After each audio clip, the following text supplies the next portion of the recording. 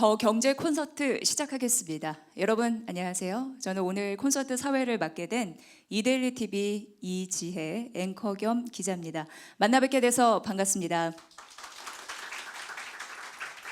네, 따뜻하게 환영해 주셔서 감사합니다. 오늘 와주셔서 진심으로 감사하고요. 이번 경제 콘서트는 이데일리 TV 개국 19주년을 맞이했습니다. 이를 기념하기 위한 청년 희망 캠페인이다, 이렇게 보시면 될 것 같고요. 주제는 밑에 나와 있죠. 미래를 디자인하다입니다. 많은 분들이 고민이실 것 같아요. 여러 가지 상황 속에서 나는 어떤 커리어를 세울까, 이런 부분일 텐데, 돌이켜보면 여기 오신 분들은 현실적인 조언이 굉장히 필요하시잖아요. 저도 취업 초기 생각해보면 어떤 고마운 분들이 방향을 잘 잡아주고 인생의 조언을 해줬던 게 큰 영향력을 미쳤던 것 같습니다. 그리고 지금도 그 인생 설계를 하고 있는 와중인데 많은 또 도움을 주시는 분들이 있어서 그분들의 힘으로 앞으로에도 인생 설계를 하면서 열심히 부지런히 살아가고 있는데, 그런 방향타, 그런 조언이 굉장히 필요하더라고요. 그래서 이데일리 TV는 앞으로 여러분의 인생의 방향에 있어서 영양가 있는 현실적인 조언을 드리기 위한 캠페인을 시작하기로 했고, 그게 지금까지 이어져 오고 있습니다. 왜 우리가 가만히 생각해 보면은 평생 직장 이런 얘기는 이제 더 이상 하지 않은 것 같습니다. 그리고 서로 얘기를 해보면 이직이나 커리어 전환 너무나 이제 자연스럽게 운을 띠게 됐습니다. 취업 현장에서 지원자들의 마음을 가장 많이 그리고 쉽게 접하는 이들이 있는데, 잡코리아. 그래서 잡코리아가 올해 1월에 사명을 좀 변경하긴 했습니다만, 그거는 강연자를 모셔서 들어보도록 하겠습니다. 어쨌든 지원자의 마음을 누구보다도 잘 아시는 분인데, 어떻게 하면 올바른 길로 취업을 할 수 있을까? 우리가 인생 설계를 할 수 있을까? 이 부분에 대해서 알려준다고 합니다. 굉장히 설레네요.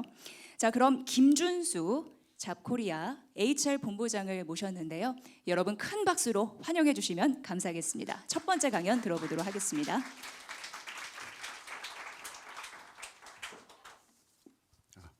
네, 다시 한번 인사드리겠습니다.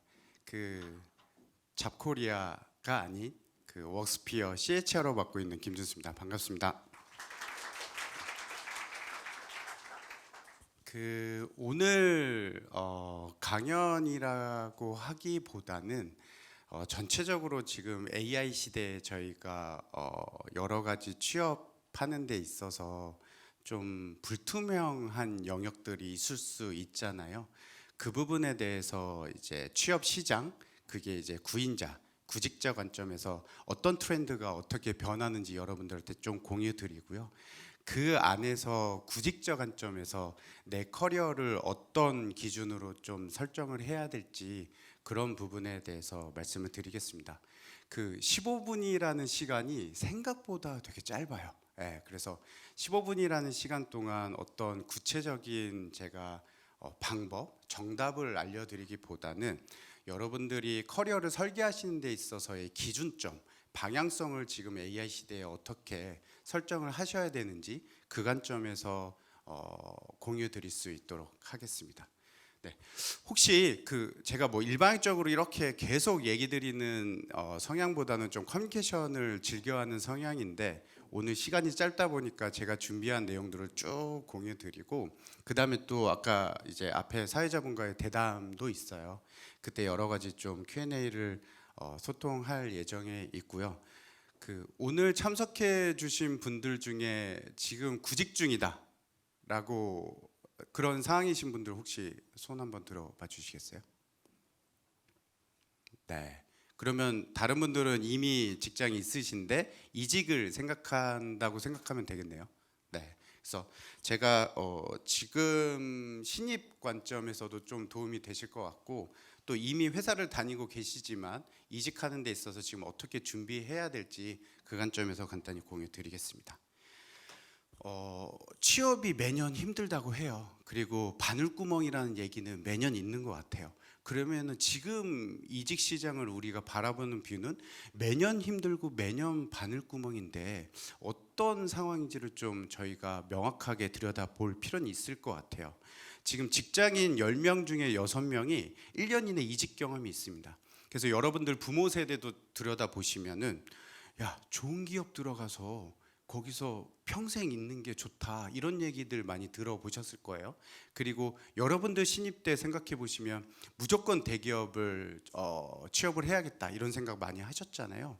근데 지금 보시는 것처럼 1년에서 3년 차에 있는 사람들 중에 31%가 이미 이직을 경험을 했고요. 6년 차 이하가 25%가 이미 이직을 경험을 했습니다. 그래서 6년 차 전체 토탈리 보면은 70% 이상이 이미 이직을 경험한 상황입니다. 되게 와우한 포인트예요. 그러니까 이직이라는 건 선택이 아니라 이제는 필수인 상황이 돼버린 거예요. 그러면 이 이직을 어떤 방향성으로 어떻게 설계를 해야 될까, 이런 거를 구직자 관점에서 이제 준비를 해야 되는 상황에 있고요. 7개년 동안 그 공고수를 한번 데이터로 들여다봤습니다. 공고수를 보시면 7년 동안 큰 성장은 없었어요. 그러니까 볼륨적인 성장. 공고수에 대한 드라마틱한 성장은 없었지만 그렇다고 또 다운그레이드도 아닙니다. 그래서 매년 구직자 관점에서 내가 지원할 수 있는 공고는 유지되어 왔다라고 보시면 될 것 같아요.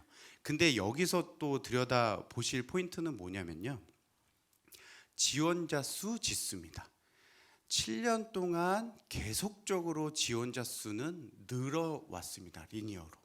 그런 부분들을 보면은 한 개의 공고당 지원자 수는 더 커졌고 구직자 관점에서는 더 치열해졌다라고 보시면 돼요. 여러분들이 원하는 회사 또는 공고에 더 많은 사람들이 지원한다고 보시면 됩니다. 그리고 두 번째, 구직자 관점에서는 구인자 관점에서는, 인사 담당자 관점에서는 예전보다 한 공고에 지원하는 사람들이 볼륨이 커졌다 보니까 판단 비용이 높아진 거예요. 네. 그러다 보니까 이 상황에서 여러분들이 어떤 스탠스를 취해야 되고 어떤 고민을 해야 되고 어떤 방향성으로 무엇을 해야 되는지, 그런 부분들의 고민이 있으실 것 같습니다. 조금 더 데이터를 들여다보면 공고당 지원자 수는 아까 늘어났다고 했는데 13% 정도가 증가를 했고요. 그에 반해서 서류 합격률은 50% 이상이 하락했습니다. 그 부분은 인사 담당자 관점에서는 볼륨은 커졌지만 우리가 원하는 사람들이 그렇게 많이 들어온다는 건 아니에요. 네, 그렇기 때문에 판단 비용이 되게 높아졌다라고 보여질 수 있을 것 같고요. 그러면은 구인자 관점에서, 인사 담당자 관점에서는 판단 비용이 높아진 상황이잖아요. 여기에 있어서 AI 툴들을 각각의 채용 프로세스마다 도입을 해서 이 판단 비용을 낮추고 있습니다. 예를 들어서 서류 검토 이 단계에 AI 툴을 도입한 기업이 70% 정도 됩니다. 그리고 면접 준비에 있어서도 면접관도 면접자와 인터뷰 시간에 많은 부분들을 준비를 하거든요. 그런 부분들에 있어서 면접 준비도 AI 툴을 활용하고 있고, 또 이 씬에서 면접자의 역량 평가 관련돼서도 45% 이상의 AI 툴을 도입을 하고 있습니다. 그리고 여러분들 구직자들을 소싱하기 위해서 공고 작성에 이미 인사 담당자의 대부분들이 AI 툴을 활용하고 있고요. 그래서 왼쪽의 그래프를 보시면 이미 많은 단계마다 AI 툴이 도입이 되어 있고, 이 상황에서 판단 비용을 낮추기 위한 효율화 작업들이 이루어져 있고요. 그리고 이런 상황들에 있어서 구직자들이 기존에 했던 방식대로 준비를 하면 이 매칭률이 낮아질 수 있습니다. 그래서 구직자 사이드에서는 이런 AI 툴이 여러분들이 경험하는 면접 프로세스에 많이 도입이 되어 있기 때문에 이런 부분을 고민하시고 어떤 방향으로 또 설계를 하셔야 될지 뒷단에서 공유 드릴 수 있도록 하겠습니다. 조금 더 사항을 뜯어보면요, AI 키워드를 사용한 채용 공고가 2개년 동안 67%가 증가를 했습니다. 근데 AI 키워드가 반영된 공고라고 해서 저희 구직자 사이드에서 보면은 AI 개발자들을 더 필요로 하는 공고가 많아진 거네 라고 오해하실 수 있는데요. 이걸 어떻게 해석해야 되냐면, 개발자가 아니더라도 많은 직무에 이미 AI 역량을 필요로 한다고 보시면 될 것 같아요. 뭐 AI 개발자 또는 데이터 그런 스킬셋을 가지신 분들만 AI 역량을 필요로 하고 있지는 않습니다. 지금 모든 직무에 AI 역량을 필요로 하고 있고 저희 웍스피어의 내부 채용을 할 때도 작년에 인사 직무, 그 다음에 파이낸스 직무, 마케팅 직무 그런 넌테크 직무에도 AI 역량을 필수 조건으로 넣었었거든요. 그래서 그러한 흐름들이 지금 전체적으로 2개년 동안 67%가 증가했다고 보시면 될 것 같습니다. 그러면 이제 본인 관점에서 좀 생각을 해봐야 될 것 같아요. 그럼 내 관점에선 AI 역량을 내가 가지고 있나? 근데 AI 역량이라는 데피니션을 어떻게 하고 있지? 또는 시장에서 필요로 하는 AI 역량은 무엇이지? 또는 내가 타겟하고 있는 회사에서의 내가 가고자 하는 직무에서의 어떤 AI 역량을 필요로 하지? 이런 퀘스천 마크가 계속 달려야 돼요. 그래서 그것들을 개인 관점에서 풀어내려고 하는 노력들이 좀 필요한 상황입니다. 그러면 이 AI 시대의 커리어 설계법을 크게 네 꼭지로 나눌 수 있을 것 같아요. 첫 번째는 직무 관련 경험과 전문성입니다. 이건 어떤 얘기냐면 AI 역량은 이제 펀더멘탈리 되게 중요한 역량이 되었어요. 이 클로드, GPT 이런 툴들을 내가 잘 사용한다고 이 AI 시대의 커리어에 있어서 구직자분들이 취업 성공률이 더 높아진다는 말씀을 드리기는 어려울 것 같아요. 왜냐하면 앞단에 말씀드린 것처럼 AI 툴의 활용 능력은 그게 절대적으로 취업에 1승을 하기 위한 필수 조건이라고 보기는 어려워요. 프라이어리티 1으로 꼽자면은 내가 타겟하고자 하는 그 직무에 있어서 내가 관련 경험이 있는가라는 측면입니다. 이거 예를 들어 볼게요. 내가 마케팅 직무에 지원을 할 구직자다라고 하면은 그 마케팅 직무에서의 고객들을 인플로우 시키고 그게 우리 서비스에 들어왔을 때 어떻게 이 고객들이 행동하고 또는 리텐션하고 또는 어떤 영역에서의 프라이싱 페이드를 하는지 이런 영역들에 대한 전문성과 경험들이 있어야 되거든요. 그런 걸 알고 있는 상황에서의 AI 툴을 잘 활용한다면 어떤 단계에서 내가 이 AI 툴을 통해서 판단의 퀄리티를 높이거나 효율화하거나 자동화할 수 있는지를 판단할 수 있는데 이 직무에 대한 경험과 전문성이 미싱되어 있다면 그 영역조차도 찾기 어렵습니다. 네, 그래서 오해하지 않으셨으면 좋겠어요. AI 시대의 커리어 설계법에 있어서 내가 AI 툴을 잘 활용한다고 해서 취업을 할 수 있는 건 아닙니다. 그보다 더 앞서서 본질적으로 중요한 건 여러분들이 전문성을 강화시키고자 하는 그 직무의 전문성과 경험이 더 중요한 겁니다. 그리고 두 번째로 말씀드릴 부분은 AI 활용 능력입니다. 이 부분은 어느 정도 진입 장벽이 많이 낮아졌어요. 왜냐하면 반대로 생각해 보시면 돼요. AI 툴을 릴리즈했던 배포했던 회사에서는 많은 사람들이 이 툴을 활용하길 원해요. 그래야 본인의 비즈니스 모델이 더 커지고 거기에서의 여러 가지 수익들이 생기는 거잖아요. 그렇다면 구직자 관점에서는 이게 진입 장벽이 낮아졌고 거기에 대해서 본인이 활용 능력은 당연히 올라가야 되는 상황입니다. 그래서 예전에 보면은 이런 변화들이 한 번씩 있었어요. 그래서 컴퓨터 활용 능력 자격증 엄청 딴다던가 MS 마스터를 딴다던가 막 그런 노력들이 있었거든요. 그래서 그러한 정도의 변화이고 이거를 빨리 캐치업을 해야 된다라는 생각이지 이거를 내가 역량화한다고 무조건 이 AI 시대의 커리어에서 위너가 될 수 있다라고 말씀 못 드릴 것 같습니다. 그래서 AI 활용 능력은 너무 이제 기본 능력이 되어가고 있어요. 이걸 근데 본인이 캐치업하지 못한다면 후퇴되는 겁니다. 앞서간다는 느낌보다도. 그리고 세 번째는 문제 설계 및 해결 능력입니다. 그래서 앞단에 제가 직무 전문성에 대해서 좀 말씀드린 것처럼 내가 가고자 하는 그 직무 아니면은 내가 계속 심화시키고 싶은 그 직무에 있어서 경험과 직무 전문성 기반으로 어떤 문제들을 어떻게 해결하지에 대한 문제 설계 능력이 필요하거든요. 이걸 조금 더 구체적으로 말씀드려 볼게요. 제가 만약에 채용 담당자예요. 채용 담당자면 전체적으로 워크플로우가 있습니다. 앞단에 구직자들, 회사 차원에서 원하는 구직자들을 어떻게 소싱하지? 그들이 이 소싱 단계에 온 다음에 그 다음에 서류 전형 단계로 어떻게 컨버전 레이트를 올리지? 그 다음에 서류 전형에서 또 1차 면접으로 컨버전 레이트를 올리는 여러 가지 고민들이 있거든요. 그런 또 구직자 관점에서 보면은 이 경험들이 쭉 있어요. 공고를 보는 순간부터 본인이 마지막 최종 면접까지 이런 경험들이 또 되게 중요하거든요. 그러면 채용 담당자는 내가 이 워크플로우 중에 어떤 부분을 페인 포인트, 그게 구인자 관점이든 구직자 관점이든 구직자 관점에서의 경험 설계를 조금 더 높이거나 아니면 구인자 관점에서의 각 단계마다 컨버전 레이트를 올리는 게 KPI라면 그런 부분에서의 문제 의식이 있어야 되거든요. 문제를 정의하고 그 정의된 문제들을 어떻게 풀지를 고민해야 되는데 이게 전문성이나 경험이 없다면 문제 정의부터가 어렵습니다. 아무리 내가 AI 툴을 잘 활용할 수 있어도 그 문제를 찾는 그게 핵심이거든요. 그래서 그 문제 정의를 하고 이거를 풀기 위해서 내가 문제에 대한 설계와 해결에 대한 아키텍팅을 하기 시작해요. 그러는 과정에서의 AI 툴을 통해서 여러 가지 판단의 퀄리티를 높이기 위해서 효율화던가 아니면 자동화라던가 아니면 그 판단의 비용을 조금 더 낮출 수 있는 여러 가지 조언들을 듣게 되는 거죠.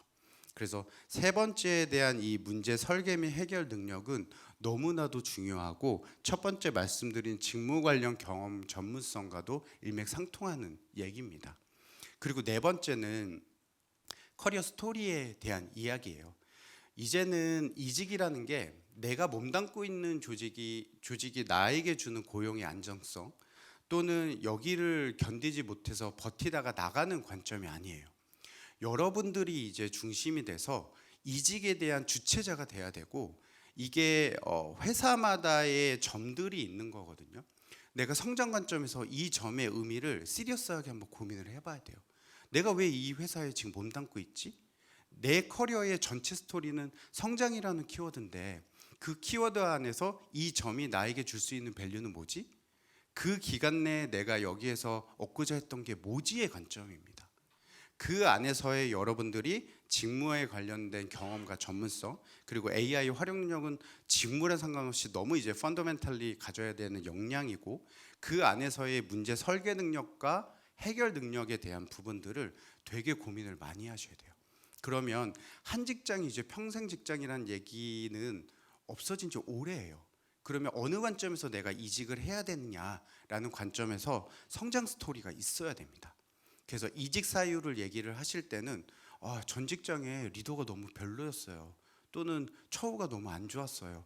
여러 가지의 페인 포인트나 그런 불만 요소들이 있겠지만 그런 걸로 인해서 어떤 다음 넥스트를 고민하시기보다는 내가 지금 있는 환경, 이 환경에서의 등대로 가져가는 방향성에 대한 설정을 하시고 그게 다 캐치업이 됐을 때 떠나는 겁니다. 그래서 각각의 점들을 나중에 쭉 뒤돌아봤을 때 이어봤을 때 그 선이 내가 그린 스토리랑 맞으면 그거는 너무 베스트인 거예요. 네, 그래서 그 관점에서 여러분들이 AI 시대의 커리어 설계를 하는데 한 가지 되게 본질적으로 중요한 기준이 될 것 같다라는 말씀을 좀 드리고 싶었습니다. 지금 되게 많은 고민이 있을 거예요. 그리고 인사 담당자 관점에서 그러면 이 AI 시대에 내부적으로 또는 구직자를 바라볼 때 핵심 인재들의 역량은 무엇이냐 관점에서 보면은 크게 세 가지입니다. 계속 말씀드리는 것처럼 문제를 정의하는 능력입니다. 이 문제를 정의하는 능력이 되게 추상적으로 느껴질 수도 있겠지만 AI 툴을 활용해서 내가 어떤 문제를 어떻게 풀 것인가의 관점에서 고민을 해야 돼요. 그래서 그게 결국은 직무 전문성이랑도 연관이 되고 내가 그 직무 전문성에 대한 경험과 전문성이 있어야 어떤 워크플로우에서 어떤 문제를 해결할지를 찾을 수 있는 거거든요. 그럼 찾게 되면은 그 문제를 정의하고 그거를 가설을 세워서 실행을 해보고 그게 실질적으로 되는지 결론을 내보고 실패와 성공을 본인 레슨 앤 러닝 삼아서 다시 회고하는 이 선순환의 사이클을 만들어야 되는 부분입니다. 그리고 두 번째는 AI 툴을 활용할 때는 질문을 설계하는 능력이 매우 중요합니다. 이거는 뭐냐면 문제를 정의하고 그 문제를 해결하기 위해서 결국은 AI 파트너라고 제가 얘기할게요. 그 툴을 활용하는 AI 파트너와 내가 어떤 질문을 하느냐에 따라서 거기에 대한 답변이 되게 다르고 피드백에 대한 퀄리티가 다르기 때문에 예전에는 프롬프트에 대한 얘기 되게 많이 했었잖아요. 프롬프트 설계에 대한 역량. 지금은 그것도 포함해서 각각의 툴이 피드백 주는 퀄리티를 높이기 위한 여러 가지 역량들이 또 필요한 스테이지입니다. 그래서 그거를 총체적으로 질문을 설계하는 능력이라고 좀 말씀드릴 수 있을 것 같고요.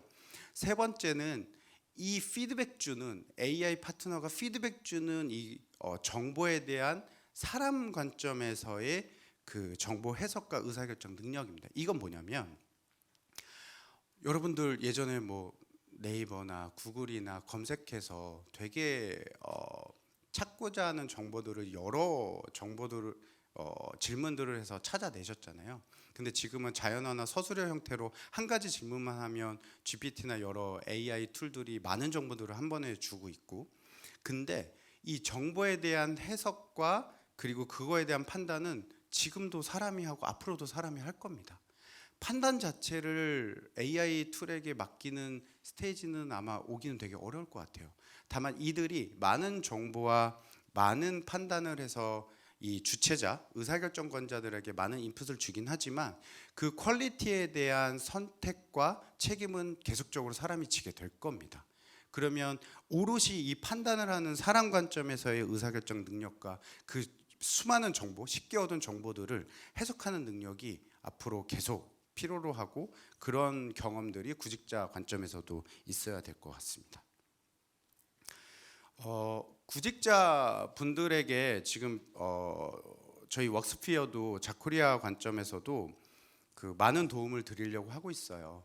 그 어떻게 보면은 내가 원하는 회사, 내가 원하는 직무, 내가 원하는 회사의 지역, 이런 구분자로 인해서 검색을 해서 지금 나와 매칭되는 회사나 공고를 찾으셨다면, 이제는 들어와서 내가 입력한 이력서와 그리고 잡플래닛을 저희가 인수를 했거든요. 거기에 들어가는 여러 기업 정보와 구직자 정보를 맥락적으로 매칭을 하는 AI 서비스를 준비를 하고 있습니다. 그래서 상반기 내에 이제는 채용 플랫폼이 구직자분들에게 제안을 할 거예요.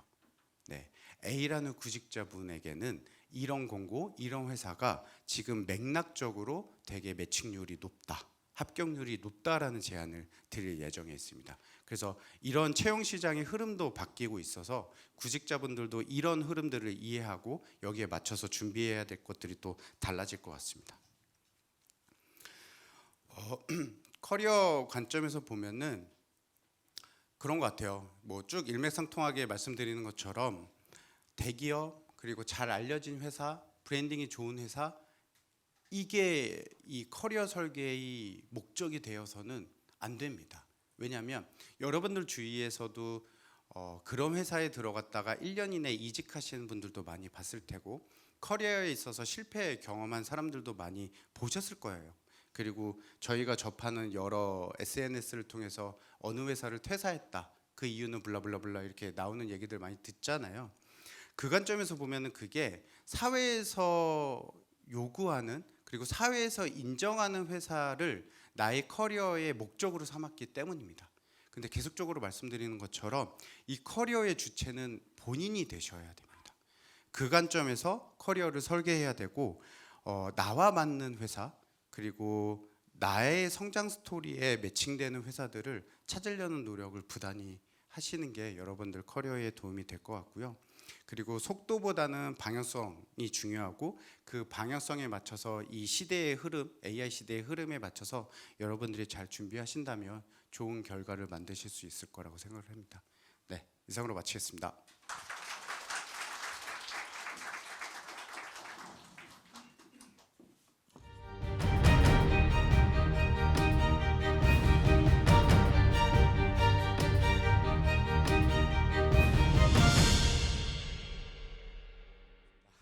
잡코리아가 웍스피어로 1월에 이제 사명을 변경하고 또 왕성화 활동을 하고 계신데, 이데일리 TV가 개최하는 더 경제 콘서트의 강연자로 나서주셔서 진심으로 감사드리고요. 사실 지금 굉장히 현실적인 조언이 필요한 분들을 모시고 가장 지원자의 마음을 어떻게 보면은 잘 알아야 되는 분과의 대담을 하고 있는 상황인데 제가 가만히 들어보니까 본부장님이 하신 말씀 중에 가장 많이 들었던 단어가 AI였습니다. 그러니까 AI를 잘 활용하고 그러지 못한 사람들끼리 이제 많이 나뉘겠다 이런 생각이 드는데 가장 필요한 역량은 그럼 뭡니까? 예. 두 가지로 좀 나뉘어질 수 있는 것 같아요. 그러니까 본질적으로 중요한 건 계속 되어지는 영역은 직무에 대한 경험과 전문성인데 이게 어찌 보면 되게 추상적일 수 있는데 조금 더 구체적으로 말씀을 드리면 인터뷰 단계 또는 서류 전형 단계에서의 되게 매력적인 그 워딩과 문장은 뭐냐면요. 내가 어떤 출신, 어떤 걸 했다의 그런 수박 겉핥기의 외부의 모습보다도 그 상황에서 내가 해결하고자 했던 문제가 뭐였는데 그거를 어떤 과정에서 어떻게 풀었고 그 과정에서 내가 레슨런이 뭐였고 그걸 통해서 어떻게 성장하고 있는지를 보여주는 영역이 되게 중요하거든요. 그래서 인터뷰 단계에서는 저희 인사 담당자끼리는 BEI 기법이라고 하는 그 행동 기반의 역량 검증을 하는 인터뷰 기법을 씁니다. 어떤 기법이라고요? 예. 행동 역량 면접 예, 기법인데 예, 그게 예. 뭐냐면요. 그 여러 가지 면접 툴 중에 가장 신뢰성이 높은 툴 중에 하나이고 그게 뭐냐면 저희 빙상 모델이 있고 그 빙상 모델에서 수면 위는 사실 교육이나 훈련을 통해서 트레이닝이 될 수 있는 영역이에요. 근데 그 빙산 아래는 사람이 기질적인 영역이라서 그 기질적인 영역은 과거의 행동에 계속적으로 연속적으로 나타난다라는 의미거든요. 그래서 면접 때 어떤 한 경험을 되게 딥하게 들어갑니다. 예를 들어 사회자분께 최근에 가장 환경적으로 어려웠지만 어떤 걸 환경을 더 뚫고 나가서 목적을 달성한 경험을 얘기해 주세요라고 합니다. 본인이 주체가 돼요. 근데 그거를 얘기하시다가 어떤 씬으로 갑자기 깊게 들어가는 거예요. 그래서 근데 그 씬에서 그 사회자분께서 실질적으로 했던 이야기 그리고 thinking 생각했던 거 그리고 어떤 느낌이 있었는지 그리고 내가 어떤 행동을 했는지를 되게 딥대버해서 물어보고 거기에 대해서 답변을 듣고 그 답변을 회사 차원에서 기대하는 그 역량셋에 매칭을 해서 파악을 하는 거거든요.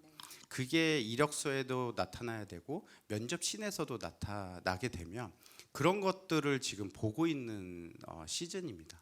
그리고 두 번째로 조금 더 말씀드리면 그 AI 시대이지만 그 본질적으로 변하지 않는 지금 영역을 좀 말씀드렸고 두 번째는 이 툴에 대한 활용 능력은 아까 말씀드린 것처럼 펀더멘탈리 너무 이제 기본 역량이 되어가고 있어요. 근데 그것마저 캐치업을 못한 상황이라면 그건 약간 의지 문제로 보고 있는 것 같아요. 그걸 배울 수가 있나요? 왜냐하면 AI는 반드시 활용을 해야 되는데 AI 툴을 잘 쓴다고 하더라도 합격을 보장할 수는 없다라는 걸 강조하셨잖아요. 그 맞습니다. 배울 수는 있는 건가요? 그런 영역을? 네네. 지금 어떻게? 예. 되게 많은 그 채널을 통해서 이제는 그 AI 툴을 배우고 학습하고 활용하는 건 어떤 특정 역량이 되어 있지는 않습니다. 뭐 유튜브라던가 많은 SNS 채널을 통해서 잘하는 분들이 계속적으로 그걸 배포하고 있고 그리고 AI 툴을 만드는 회사조차도 그런 교육 강의들을 무료로 배포를 하고 있습니다. 네. 그러니까 적극적으로 찾아보는 노력이 좀 필요하네요. 왜냐하면 제가 알기로는 그러니까 잡코리아 예전 현재는 웍스피어에서 AI에 굉장히 발빠르게 대응하는 걸로 알고 있습니다. 구인구직 1위 플랫폼이니까 그러니까 거기에 해당하는 거기에 이제 지원하는 많은 지원자들도 이 시대를 따라가야 된다라는 부분에서 사실 근데 1차는 서류입니다. 서류에서 픽하기 위해서는 AI 툴을 잘 걸러줘야 되는데 그러니까 제가 듣기로는 성장 스토리를 굉장히 빼곡하게 잘 정리해야 된다라는 걸 느꼈거든요. 그런 부분이 맞나요? 네, 맞습니다. 그 서류 전형에서도 사실 AI 툴을 잘 활용하고 있어요. 인사 담당자 관점에서. 그때의 AI 툴에 이제 여러 가지 명령어나 프롬프트를 입력을 하는데 회사가 바라보는 인재상도 있고 직무에서 요구하는 여러 가지 역량 스킬셋이 있고 그리고 그 스킬셋과 연관되는 여러 경험들에 대한 퀄리티도 넣거든요. 근데 이력서에 만약에 그런 부분들이 담겨져 있지 않고 나는 무엇을 했다 또는 나는 어떤 교육을 받았다 이런 관점만 이력서에 담게 되면 파악이 안 됩니다. 그리고 그런 내용들은 사실 면접 단계로 가더라도 면접 단계에서의 이력서는 어떻게 보면 질문지거든요. 그런 관점에서는 되게 퀄리티가 낮을 수 있다라는 거죠. 네. 그러면 이제 딱 생각이 되는 게 전문 자격증을 많이 따는 것, 혹은 프로젝팅에 많이 참가하는 것, 후자가 더 점수를 얻을 가능성이 있나요? 이건 명확하게 후자가 그렇군요. 100%입니다. 네. 그럼 자격증을 많이 딴다고 성공할 수 있는 사회는 이제 지났네요. 네, 맞습니다. 그럼 경험적으로 해서 네. 위기를 기회로 바꾼 그 성장 스토리에 대해서 체득을 하고 있어야 된다는 얘기네요. 네, 맞습니다. 네. 근데 그 성장 스토리 안에서도 내가 그 펀더멘탈리 가져가 있는 기본 역량 중에 하나의 AI를 통해서 그런 부분들을 효율화하거나 자동화하거나 아니면 나의 판단의 퀄리티를 높이기 위해서 어떻게 활용했는지가 들어간다면 너무 좋을 것 같아요. 그럼 어떠한 경험이라도 그게 알바건, 자 코리아는 이제 비정규직도 포함이 되니까 무조건 경험을 하는 게 1순위네요. 정규직에 들어간다는 그 전까지 봤을 때 어떠한, 그러니까 쉽게 해서 모든 경험을 하는 게 중요하다, 그걸 녹여내는 게 중요하다, 이렇게 받아들여도 될까요? 예, 맞습니다. 그게 나의 그 경험들이 고용 형태, 즉 정규직 안에서의 경험만이 인정되지는 않습니다. 인정되는 건 아니고요. 말씀 주신 대로 알바의 영역 또는 내가 고용의 형태가 아니더라도 어떤 선배한테 최근에 어떤 A 기업이 이런 문제를 해결하고 싶다라는 얘기를 듣고 본인 나름대로 한번 해보는 거예요. 그렇게 얘기를 들은 간접 경험도 녹여도 되는 건가요? 자기만의 스토리로? 네, 맞습니다. 이게 예전에는 저희가 인턴 경험에 기회가 있어야 나의 직무 전문성을 근거로 삼아서 뭔가 어필할 수 있었는데 지금은 그런 시대는 지났습니다.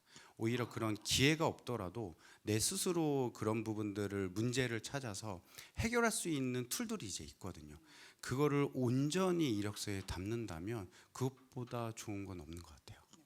제가 기자를 담당하고도 있지만 아나운서 팀장으로도 지금 활동을 하고 있는데 그 이력서를 쭉 받아보면 엄청 요즘에는 스펙이 좋더라고요. 그러니까 이 시대에 태어났으면 나는 들어가지도 못했겠다, 이런 생각이 듭니다. 근데 결국 서류를 통과해서 면접을 봐서 최종 합격자를 골라내는 과정에서 결국 되는 사람은 어디에 있다고 보십니까?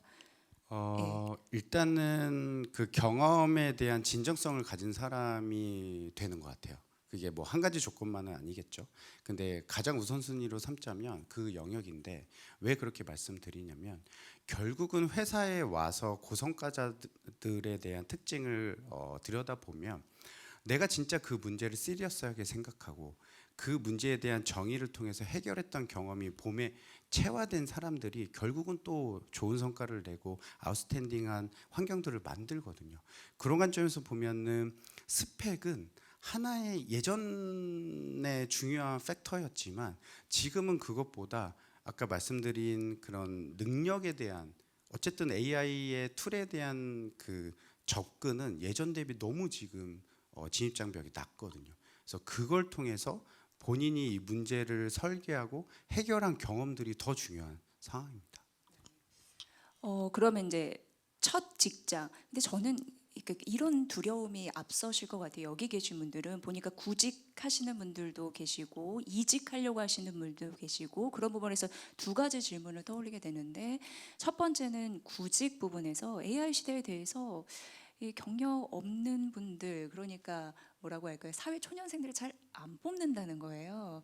그건 또 어떻게 우리가 돌파를 해 나갈 수 있을까요? 되게 네, 어려운 질문이에요. 네. 네, 그 절대적으로 보면 공고의 전체 볼륨은 7개년 동안 정체 구간이긴 해요. 높아지지도 않았고요, 낮아지지도 않았지만 거기에서 신입과 경력을 나눠 보면 저희가 이제 공채가 사라지고 점점 수시 채용으로 전환기에 접어들면서 기업들은 신입을 뽑아서 트레이닝 시켜서 어느 궤도까지 올라오는 그 기간보다도 경력직을 채용해서 바로 프로젝트에 투입해서 성과를 내기를 원하는 트렌드거든요. 그런 관점에서는 신입의 문이 좁아진 건 맞습니다. 근데 이 문 자체는 언제든지 플럭추에이션이 있다고 봐요, 사회적으로 봤을 때. 그러면은 여기에서의 내가 1승을 달성하는 것이 목표이고, 이 1승을 달성하기 위해서는 아까 말씀드린 대로 내가 이미 정해진 학교, 학점, 여러 가지 성적들에 너무 매몰되고 그거를 조금 더 올리기 위한 노력보다도 방향성이 되게 중요하거든요. 그러면 신입에게 기대하는 건 태도와 의지 영역들이 되게 예전에는 많이 중요해졌어요. 하지만 이제는 기존에 있는 몸담고 있는 구성, 그러니까 직장에 회사에 몸담고 있는 구성원보다도 최근에 신입들이 AI 툴을 활용하는 능력이 더 뛰어나졌어요. 더 탁월해요. 네. 그런 부분 그러면 활용하시고. 이런 분들이 탁월하다는 것만으로 취업이 되진 않죠. 그러면 이 역량을 기반으로 본인 스스로 어떤 문제를 정해서 풀어보는 경험들이 쌓여야 되고, 그게 면접신에서 인사이트가 있다면 그 신입 안에서의 차별화되는 포인트가 되지 않을까라고 생각합니다. 그 차별의 점이 어쨌든 경험을 다양하게 만드는 거, 그 중에 하나가 아닐까 싶고요. 그리고 중요한 게 이제 이직을 하시는 분들도 굉장히 많은 걸로 알고 있는데, 이직하려면은 예를 들어서 저희 이데일리 TV 유튜브도 이렇게 운영을 해보면 알고리즘에 잘 걸려야 조회수도 빵빵 터지는데 그게 참 어렵거든요. 근데 AI 툴 활용하는 것도 마찬가지로, 그러면 여러 가지 뭐 연관성 있는 거 그런 걸 해야 되는데, 직종 변경 이런 부분을 했을 때는 예전에 데이터베이스가 없는 거잖아요. 그랬을 때 어떻게 잘 해나갈 수 있는 그런 노하우가 있으면 좀 전해주십시오. 네, 일단은 두 가지로 나누실 수 있을 것 같아요. 이직을 위해서면 내가 지금 심화시키고 있는 직무로 계속 갈 것인가, 또는 사회자분께서 말씀 주신 대로 이 직무의 전환을 한번 계기로 마련할 것인가의 관점인데요. 심화를 시키는 관점에서는 본인이 아까 말씀드린 대로 문제를 정의하기 위해서는 내 직무 전문성을 기반으로 워크플로우에 대한 명확한 이해가 있어야 어떤 부분을 해결해야겠다는 생각이 들 건데, 근데 두 번째로 그 직무의 전환은 요즘은 트렌드가 마케터도 개발을 합니다. 네. 그리고 개발자도 마케팅을 하게 되고요. 네. 그래서 직무에 대한 구분이 점점 희미해지고 있어요. 아, 그래서 전통적으로 얘기했던 뭐 HR, 마케터, 테크 이런 직무에 대한 구분자가 없어지면서 이거를 행으로 간통하는 여러 개의 직무들이 통합된 직무에 대한 명칭이 생겨나고 있어요. 아 그래요. 네. 신조어처럼 네, 말이지. 네. 그래서 나의 이 AI 툴을 통해서 직무의 확장성이 이루어지고 있고, 결국은 회사 관점에서는 기능적인 부분의 심화보다는 이제 옆으로 넓어지는 그런 인재들을 선호할 가능성이 되게 큽니다. 네. 아니 웍스피어의 본부장님을 모셨으니까 저의 예를 한번 여쭤볼게요. 그럼 여러분들 이해가 쉽지 않을까 싶습니다. 저는 굉장히 오랫동안 방송 영역에서 활동을 했습니다. 내년이면 20주년이 됩니다. 근데 이렇게 활동했다가 결국 저는 많은 시청자들의 의견이나 전략가들의 그런 부분을 알리는 그런 역할을 해왔잖아요. 근데 제가 갑자기 기업에 마케팅 이런 쪽으로 가겠다라고 했을 때는 얼마만의 효과가 있는 건가요? 그게 또 자연스럽게 연결이 되는 건가요? 네, 지금 시대에는 충분히 가능하고요. 근데 이제 사회자분께서 그 AI 활용 능력이 이제 기본적으로 있다는 가정에 좀 말씀을 드려보면, 결국은 어떤 준비된 컨텐츠를 오프라인이나 온라인에서 보는 고객들과의 접점에서 내가 문제 없도록 전달하는 능력이 가장 중요해졌다는 가정을 해보면요, 마케터는 그 가정 아래 우리가 어떤 표현과 어떤 채널들을 통해서 이 고객들의 인플로우를 만들고, 그 만든 인플로우 안에서 우리 서비스에 들어왔을 때 리텐션 시키고 페이드하게 시키고 결국은 행동 변화에 대한 데이터를 보게끔 만드는 부분이고, 그걸 분석을 통해서 내가 인풋한 그 재원이 결국 의미 있게 쓰였는지를 보는 거거든요. 그 관점에서 보면은 이거는 마케터의 되게 그 심화된 역량이지만, 이런 부분들이 AI를 통해서 되게 많이 발현될 수 있어요. 예를 들어 저희가 시작 전에 이데일리 앞에 그 광고 보셨죠? 그게 AI로 만든 광고입니다. 네, 예전에 에이전시를 통해서 많은 돈을 지불해서 그 만들었던 광고이지만, 이제는 자체적으로 AI 툴이 광고를 만들어주고 있어요. 인트로 광고를. 그만큼 진입 장벽이 낮아진 거죠. 그러면 여기에서 이거를 고객들이 어떻게 생각하고 실제로 이걸 통해서 어느 정도 들어왔는지 행동 데이터도 이제 AI를 통해서 분석이 가능해진 거죠. 그러니까 직무 전문성이 있어야지만 가능했던 영역들이 이제 아까 말씀드린 직무가 확장되는 거예요. 네. 아, 들어보니까 여러분 이제 차츰차츰 이해가 되셨죠? 예, 저처럼 궁금하고 뭔가 잘 모르겠다면 집요하게 계속 물고 늘어지면서 물어보는 게 굉장히 중요한, 질문력 이런 부분이 중요할 것 같고요. 제가 이제 궁금한 거는 대기업을 원하시는 분들도 있고, 요즘 이제 이재명 정부 내에서 VC, 그러니까 창업 이런 부분으로 좀 유도 이렇게 장려하는 그런 분위기도 있는데, 어디서 출발하는 거에 대한 각자의 선택이 좀 달려 있습니다만 준비하는 전략이 다를 것 같습니다. 알려주십시오. 어떻게 하면 잘 도착할 수 있을까요? 되게 어려운 질문이에요.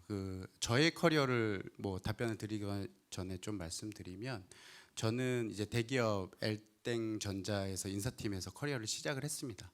그래서 거기서 12년 정도의 이제 HR 경험을 하다가 이제 나왔어요. 그래서 스타트업에서 또 이제 여러 인사 업무들을 하다가 지금 여기 웍스피어에 있고요. 그래서 조금 더 시리어스하게 말씀드릴 수 있을 것 같아요. 그 경험을 두루두루 통해서. 경험 다 하셨네요. 네. 네. 그래서 대기업, 지금 중견기업, 스타트업의 경험을 했다 보니까 그런 것 같아요. 일단은 대기업의 장점은 뭐냐면 시스템화되어 있고 프로세스화되어 있어서 내가 들어가서 그 단계마다 시리어스하게 배울 수 있는 영역이 되게 많고 일정 부분 이상의 뭐 소위 말해서 좋은 분들이 주변에 되게 많기 때문에 그를 통해서 역량 개발이 된다. 다만 본인의 성장 욕구가 엄청 강하거나 속도가 되게 빨리 성장하고 싶은 분들은 회사가 원하는 속도에 맞춰야 돼요. 단계가 있고. 네, 그래서 직급도 되게 명확하고 단계마다 있는데 스타트업은 한 명의 역량과 임팩트가 엄청 큽니다. 그렇기 때문에 시스템화나 프로세서가 되어 있지 않고 어쨌든 결과를 만드는 사람들이고 그 결과를 만들기 위해서는 많은 역할들이 갑자기 부여되고 네, 그 프로세서 상관없이 많은 역할을 하게 돼요. 그러면 그게 장점이자 또 단점이거든요. 이런 각각의 장단점이 있기 때문에 이걸 개인화 시켜보면 사람마다 다를 것 같아요. 내가 어떤 사람들은 나는 조금 더 체계적인 데에서 속도에 맞춰서 성장하는 걸 원하는 사람 또는 아니야 나는 내가 생각했을 때 나는 되게 역량이 아웃스탠딩하고 이거를 빨리 회사에 기여하고 싶은 사람이 있다면 그분은 스타트업이 더 맞는 것 같아요. 그러면 아까도 그 강연에서 말씀드린 것처럼 내 커리어의 주체 나는 어떤 스토리를 가지고 이 커리어를 이어갈지를 먼저 정하셔야 돼요.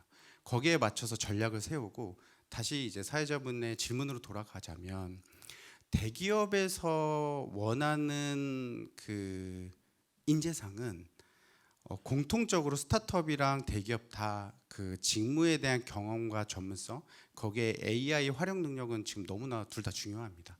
거기에서의 차별점은 뭐냐면 아직도 대기업은 우리가 소위 알고 있는 스펙적인 부분들을 선호하고 있기는 해요. 그걸 아직 이제 크게 무너뜨리지 못했고 하지만 스타트업은 사실 상관은 없습니다. 네, 그래서 이런 부분에 있어서 본인이 어디에 강점이 있는지를 명확하게 한번 판단해 보시는 것도 중요할 것 같아요.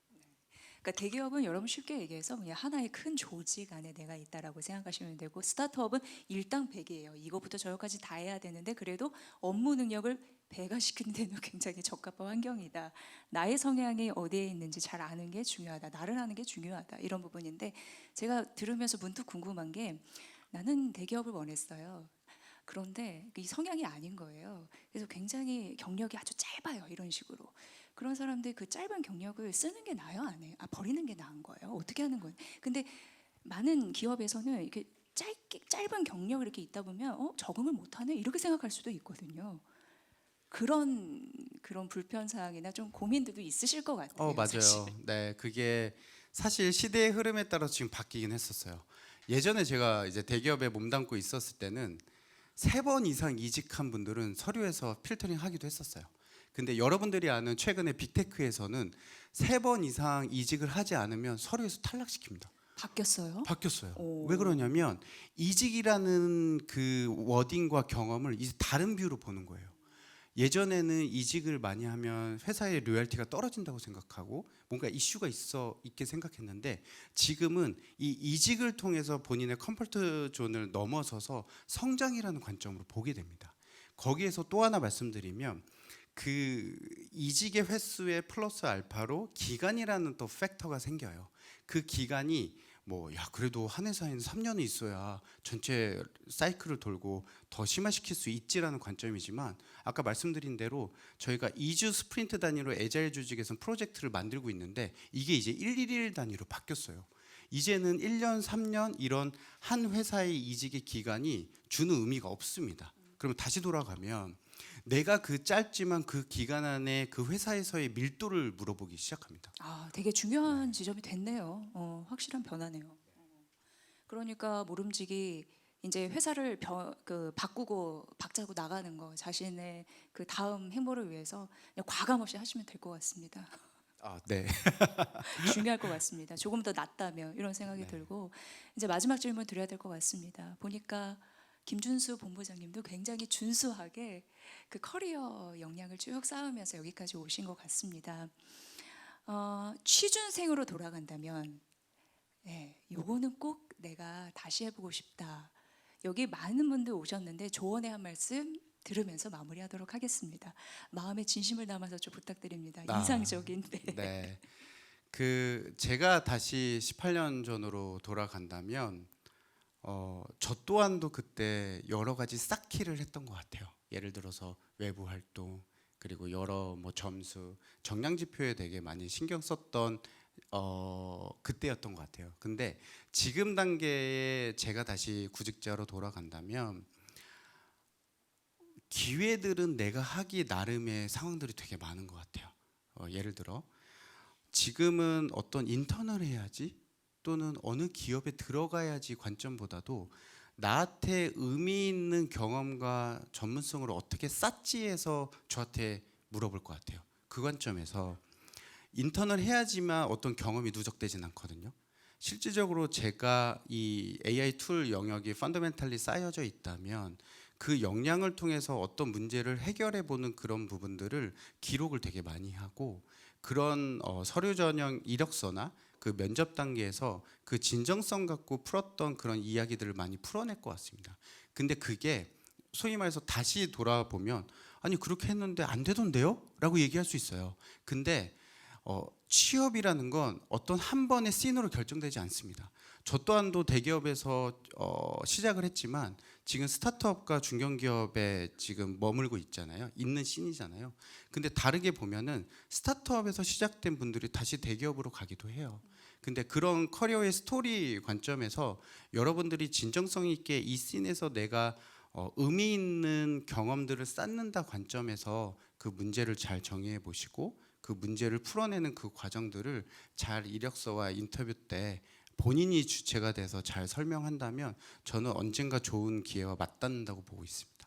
네, 오늘 김준수 본부장님하고 이렇게 인터뷰하면서 딱 정리가 됩니다. 어떻게 느꼈냐면 직장은 사라지고 있습니다. 그런데 직업은 항상 있습니다. 그러니까 여러분의 커리어 설계 굉장히 중요할 것 같습니다. 평생 직장 없더라도 여러분의 마음의 커리어 잘 쌓으셔야 될 것 같고요. 반드시 AI는 공부하시면 좋을 것 같습니다. 정리 잘 됐나요? 너무 잘해주셨습니다. 네. 네. 오늘 김준수 웍스피어 HR 본부장님과 함께 직업 세계 전략에 대해서 말씀드렸습니다. 여러분 잘 들었죠? 네, 진심 어린 조언해주신 김준수 본부장님께 다시 한번 뜨거운 박수 부탁드립니다. 아주 잘 들었습니다, 본부장님.